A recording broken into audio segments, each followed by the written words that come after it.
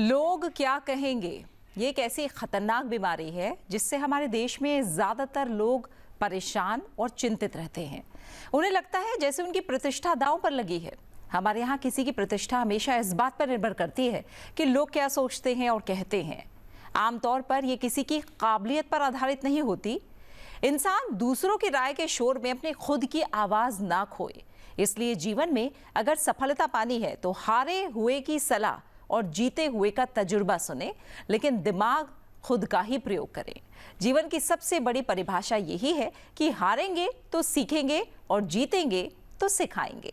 सुप्रभात, नमस्कार, मैं हूं प्रीति सिंह। सबसे पहले एक नजर मुख्य गतिविधियों पर।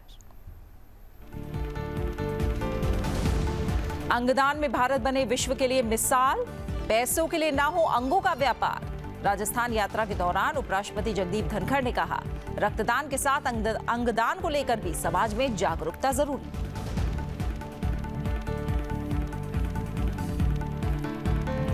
नागरिकता संशोधन अधिनियम के तहत पाकिस्तानी हिंदुओं को मिली भारत की नागरिकता। गृह मंत्री अमित शाह ने फिर दोहराया, सीएए किसी की नागरिकता लेने का नहीं बल्कि नागरिकता देने का कानून।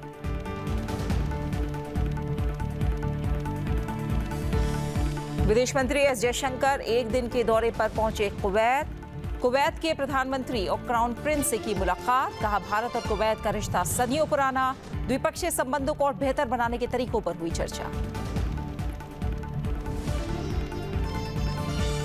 मलेशिया के प्रधानमंत्री अनवर बिन इब्राहिम 3 दिन की यात्रा पर आज पहुंचेंगे भारत। प्रधानमंत्री नरेंद्र मोदी के साथ करेंगे व्यापक वार्ता। भारत की एक्ट ईस्ट नीति के तहत संबंधों को और मजबूत बनाने के उपायों पर होगी चर्चा। और मंकी पॉक्स बना ग्लोबल हेल्थ इमरजेंसी।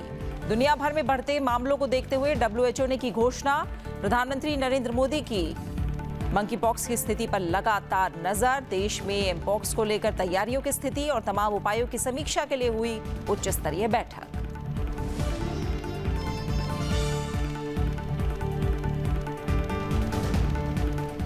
प्रधानमंत्री नरेंद्र मोदी ने तोंगतान शिनावात्रा को थाईलैंड के प्रधानमंत्री निर्वाचित होने पर बधाई दी है। प्रधानमंत्री नरेंद्र मोदी ने भारत और थाईलैंड के बीच द्विपक्षीय संबंधों के और सुदृढ़ बनने की आशा व्यक्त की है, जो सभ्यता से जुड़े हुए, साथ ही सांस्कृतिक और लोगों से लोगों के बीच परस्पर जुड़ाव की मजबूत नींव पर आधारित है।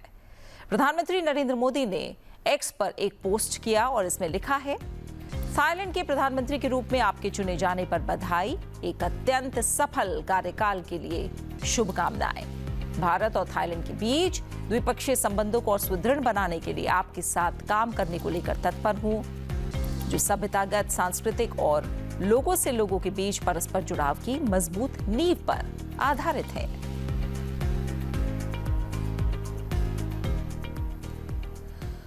उपराष्ट्रपति जगदीप धनखड़ रविवार को जयपुर यात्रा पर थे। इस दौरान वो बिरला ऑडिटोरियम में देहदानी परिवार सम्मान और आभार समारोह में बतौर मुख्य अतिथि शामिल हुए।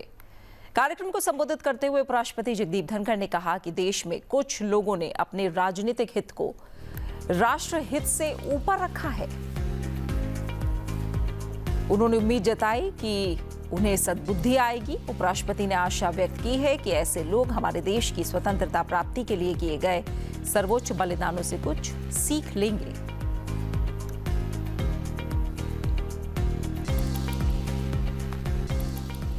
राजनीतिक मतांतर प्रजातंत्र की खूबी है।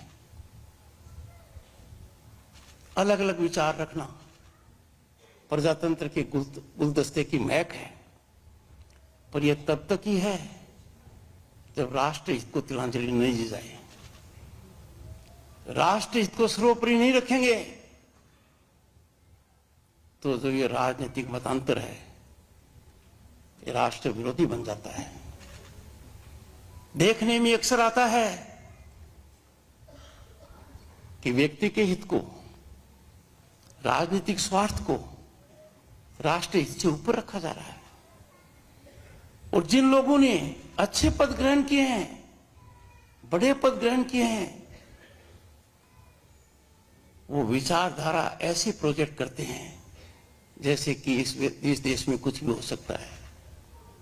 हमारा संकल्प होना चाहिए किसी भी हालत में राष्ट्र हित को हम तिलांजलि नहीं दे सकते। भारतीयता हमारी पहचान है, भारतीयता में हमारा अटूट विश्वास है और राष्ट्र हमारे लिए सर्वोपरि है। और जिनके लिए राष्ट्र सर्वोपरि नहीं है, जो राजनीतिक हित को ऊपर रखते हैं, व्यक्तिगत स्वार्थ को ऊपर रखते हैं, उनको हमें समझाना चाहिए। And if they still persist, I urge everyone to neutralize these forces that are pernicious to the growth of this nation. उपराष्ट्रपति ने अपने संबोधन में अंगदान के गहन महत्व पर प्रकाश डाला और इसे एक आध्यात्मिक गतिविधि और मानव स्वभाव का सर्वोच्च नैतिक उदाहरण बताया। उन्होंने इस बात पर जोर दिया कि अंगदान शारीरिक उदारता से परे है, जो करुणा और निस्वार्थता के सबसे गहन अर्थों को दर्शाता है। उन्होंने कहा कि सोशल मीडिया के माध्यम से 100 लोगों को प्रत्येक आदमी को जोड़ना चाहिए जो अंगदान कर सके। विश्व अंगदान दिवस में बढ़ चढ़कर भाग लेना चाहिए। व्यक्ति खर्चीले इलाज के बावजूद भी ठीक नहीं हो पाता है। परिवार की अर्थव्यवस्था कमजोर हो जाती है, परिवार का मनोबल टूट जाता है। अंगदान एक साधारण सुलभ उपाय है। अंगदान जितना बढ़ेगा, हमारे यहां सक्षम लोग होंगे। Medical fraternity will rise. Let a healthy person not exploit, subjected to exploitation, कि उस पैसे के लिए अंगदान करे ना। अंगदान भावना से है। आदमी परेशान है, पीड़ित है, उसको कहते हैं किडनी दान कर दो, पैसा मिल जाएगा, नौकरी मिल जाएगी। ये नहीं, we have to overcome it. Medical व्यवसाय में जो एक तरीके से विकार आ गया है, some kind of a virus of commercialization, we have to neutralize it. Medical profession is a godly profession. जो पीड़ित व्यक्ति है वो डॉक्टर को भगवान मानता है। कोविड के दौरान हमारे डॉक्टर, नर्सेज, कंपाउंडर्स ने, हेल्थ वॉरियर्स ने दिखा दिया कि खुद के लिए जोखिम लेते हुए हमको बचाया है। उसमें से गिने चुने लोग जब ये विकार फैलाते हैं, we must expose them. They are heartless and not entitled to our sympathy. We can not allow organ donation to be exploitation field of the vulnerable person for commercial gain or wily elements. We have to overcome it.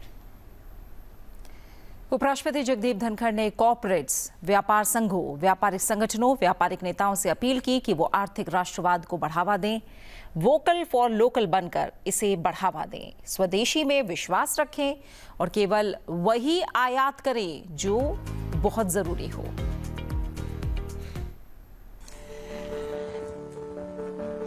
Jain समाज से मेरी एक खास appeal है और इसी के साथ में मेरा ये कथन समाप्त करूंगा।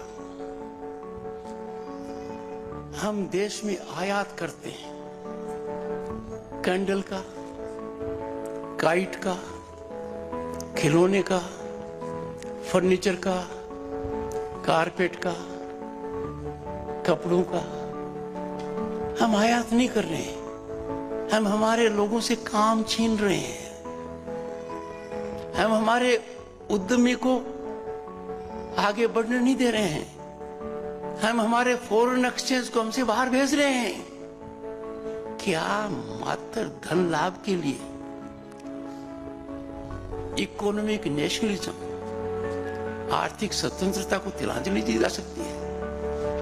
आई appeal to corporates, trade associations, business organizations, business leaders to nurture economic nationalism, to promote by being vocal for local, believe in the Swadeshi and import only that which is unavoidable. आप कपड़े खरीदते हैं, घर आकर देखते हैं ऊपर tag क्या है, मेड इन, और फिर भारत का नाम नहीं है। व्यापक संख्या में ऐसा है, सोचिए। और इसी कड़ी में अंतिम बात, हमारे देश का रॉ मटेरियल, आयरन ओर हो, चाय हो, बिना वैल्यू एडिशन के बाहर जा रही है। क्या हम ये मानते हैं कि we can't add value to our raw material? We can. Bharat जैसा देश जिसकी दुनिया सराहना करती है, उसका रॉ मटेरियल पोर्ट से जा रहा है और दूसरे देश उसमें वैल्यू ऐड कर रहे हैं। This puts our head in shame. और ये करने के लिए कोई पूरी जनता की आवश्यकता नहीं है, कुछ गिने चुने लोगों की आवश्यकता है जो अपने ट्रेड एसोसिएशंस के अंदर, organisations concern with commerce, industry, वहां ये निर्णय लें। मलेशिया के प्रधानमंत्री अनवर इब्राहिम 3 दिवसीय भारत यात्रा पर आज नई दिल्ली पहुंचेंगे। विदेश मंत्रालय ने कहा है कि इब्राहिम की भारत यात्रा दोनों देशों के बीच बहुक्षेत्रीय सहयोग एजेंडा तैयार करने का मार्ग प्रशस्त करेगी। मलेशिया के प्रधानमंत्री अनवर इब्राहिम प्रधानमंत्री नरेंद्र मोदी के निमंत्रण पर 19 से 21 अगस्त तक भारत की राजकीय यात्रा करेंगे। 20 अगस्त को इब्राहिम का राष्ट्रपति भवन के प्रांगण में औपचारिक स्वागत किया जाएगा और वो महात्मा गांधी को श्रद्धांजलि देने के लिए राजघाट जाएंगे। इसके बाद प्रधानमंत्री नरेंद्र मोदी मंगलवार को अपने मलेशियाई समकक्ष के साथ व्यापक वार्ता करेंगे। प्रधानमंत्री नरेंद्र मोदी मलेशियाई नेता के लिए दोपहर के भोजन का आयोजन करेंगे। बाद में इब्राहिम का राष्ट्रपति द्रौपदी मुर्मू से मिलने का कार्यक्रम है। प्रधानमंत्री के रूप में ये उनकी पहली भारत यात्रा होगी। इस यात्रा का उद्देश्य भारत की एक्ट ईस्ट नीति को आगे बढ़ाना है। इस यात्रा के दौरान दोनों पक्ष व्यापार और गतिशीलता समझौतों को अंतिम रूप देने वाले हैं। इस समझौते का उद्देश्य भारत में मलेशियाई निवेश को बढ़ावा देना और मलेशिया में भारतीय पेशेवरों के अधिकारों की रक्षा करना है।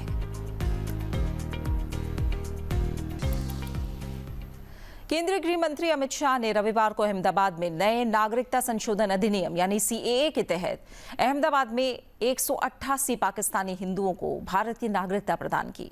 इस कार्यक्रम में उन्होंने मोदी सरकार के द्वारा किए गए नागरिकता संशोधन कानून को सराहा। इस अवसर पर बोलते हुए गृह मंत्री अमित शाह ने कहा कि नागरिकता संशोधन अधिनियम से किसी भी धर्म के व्यक्ति की नागरिकता खत्म नहीं होती, बल्कि इससे भारतीय शरणार्थियों को नागरिकता के साथ साथ सम्मान और न्याय मिलता है। सरकार पड़ोसी देशों के हिंदू, जैन, बौद्ध और सिखों सहित उत्पीड़ित अल्पसंख्यकों को नागरिकता प्रदान करने के लिए दृढ़ है और मैं उन परिवारों को बधाई देता हूं जिन्हें नागरिकता मिली। मुझे और भी खुशी है कि ये गुजरात में हो रहा है। सीएए लोगों को उनके अधिकार और न्याय देने की एक पहल है। सीएए सिर्फ देश के लाखों लोगों को, देश में बस रहे लाखों लोगों को नागरिकता देने का कार्यक्रम नहीं है। सीएए देश में बस रहे लाखों शरणार्थियों को न्याय देने का और अधिकार देने का कार्यक्रम। हमने 2014 में वादा किया था कि अगर भारतीय जनता पार्टी को मैंडेट मिला तो हम सीएए लाएंगे और 2019 में हम सीएए लेकर आए।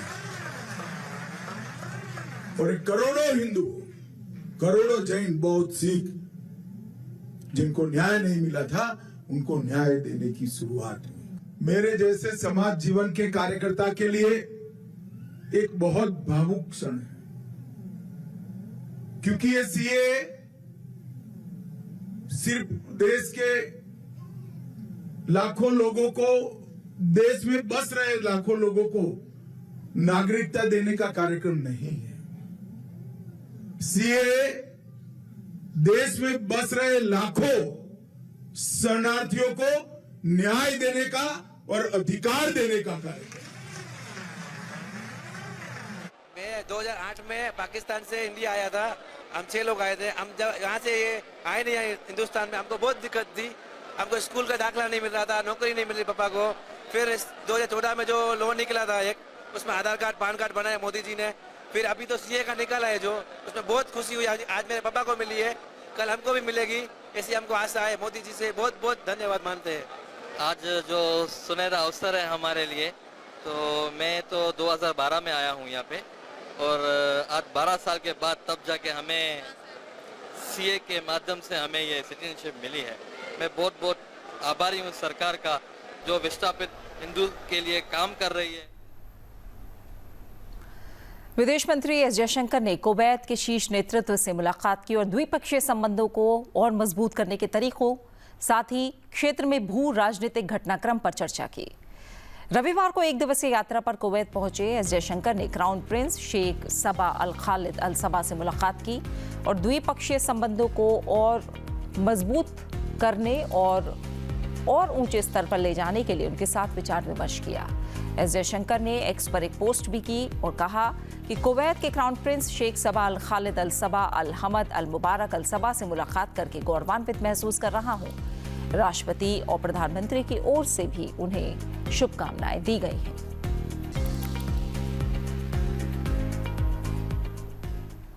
अपने एक दिवसीय यात्रा के दौरान विदेश मंत्री एस जयशंकर ने कुवैत के प्रधानमंत्री शेख अहमद अब्दुल्ला अल अहमद अल जबर अल सबा से मुलाकात की और प्रधानमंत्री नरेंद्र मोदी की ओर से शुभकामनाएं दी।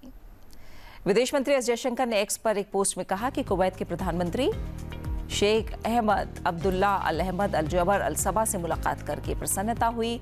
प्रधानमंत्री नरेंद्र मोदी की ओर से भी शुभकामनाएं दी गई हैं। भारत कुवैत संबंधों को और मजबूत बनाने के बारे में उनके विचारों की सराहना की।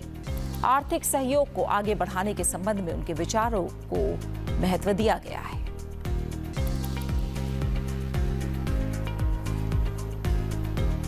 एस जयशंकर ने अपने कुवैती समकक्ष अब्दुल्ला अली अल याह्या के साथ भी बैठक की।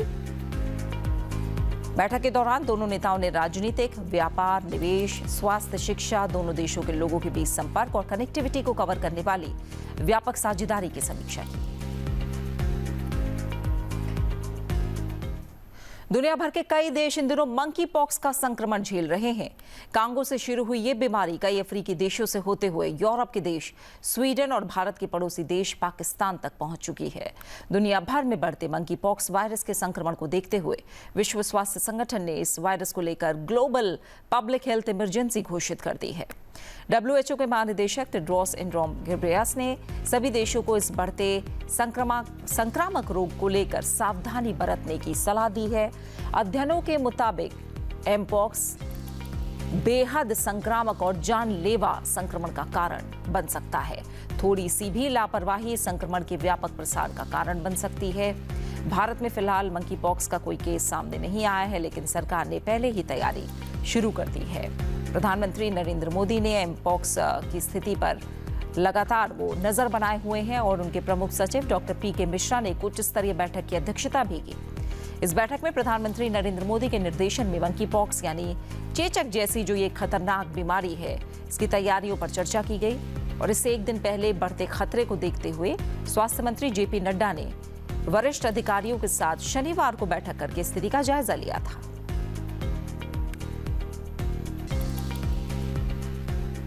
रक्षा मंत्री राजनाथ सिंह ने रविवार को चेन्नई में नवनिर्मित अत्याधुनिक भारतीय तटरक्षक के समुद्री बचाव समन्वय केंद्र का उद्घाटन किया। उन्होंने चेन्नई में ICG क्षेत्रीय समुद्री प्रदूषण प्रतिक्रिया केंद्र और पुडुचेरी में तटरक्षक वायु एनक्लेव का भी उद्घाटन किया।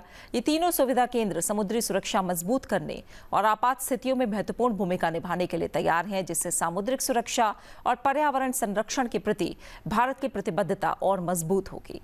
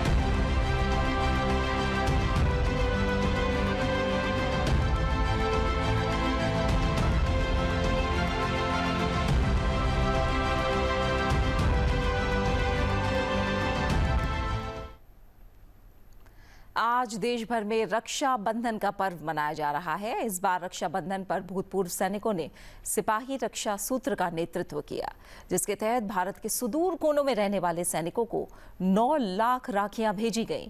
प्रत्येक धागे में प्यार, सम्मान और ये वादा छिपा है कि वो कभी अकेले नहीं हैं, चाहे वो कितने भी दूर क्यों ना खड़े हों।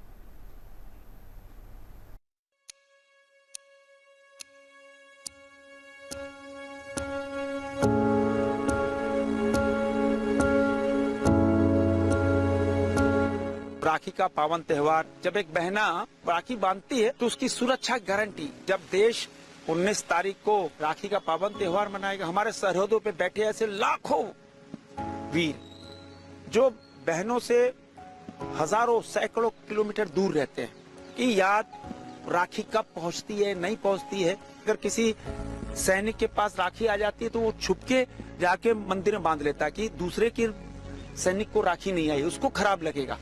तो महेंद्र प्रताप सिंह जी हमारे पूर्व सैनिक है छत्तीसगढ़ के, है ना, बहुत अच्छा अभियान पिछले वर्ष से शुरू किया है। सेना में पोस्टल रश के कारण या फिर हमारी पोस्टें जो दूर दराज में होती है उसके कारण रक्षाबंधन के दिन राखियां पहुंच नहीं पाती हैं और सैनिकों के मोराल पे असर पड़ता है। तो हमने पूरे प्रदेश से, छत्तीसगढ़ से हमने 6.5 स्कूलों में सूचना दी और वहां से हमने सिपाही रक्षा सूत्र कलेक्ट किए।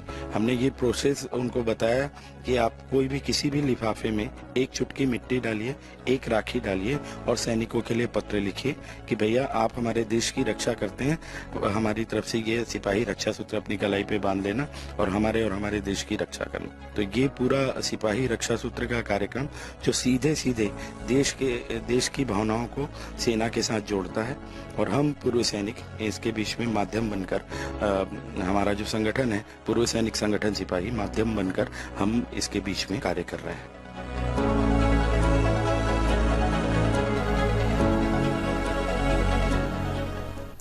और इसी के साथ फिलहाल कार्यक्रम में इतना ही। अब वक्त हुआ है आपसे विदा लेने का। जाते जाते आपको छूट जाते हैं भारतीय रेलवे के साथ गुलाबी नगर की यात्रा पर, और आप आनंद उठाइए इसकी समृद्ध विरासत और जीवंत संस्कृति का। मुझे दीजिए इजाजत। नमस्कार।